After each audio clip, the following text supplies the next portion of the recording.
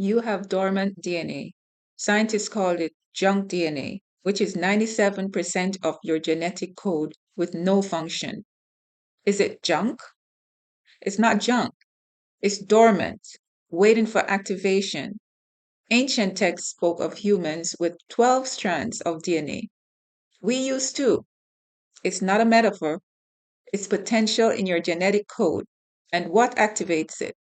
High frequency, conscious intention, sacred geometry, sound frequencies, spiritual practices, pure foods, and connection to source.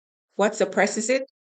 Fear, processed food, toxins such as fluoride and heavy metals, EMF pollution, disconnection from nature, spiritual dormancy.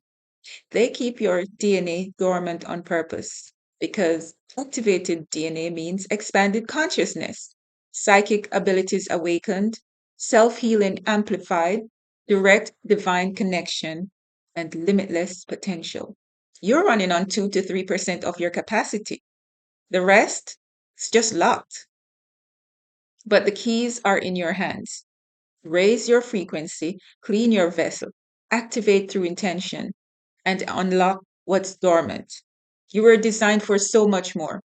Your DNA contains God code. Activate it.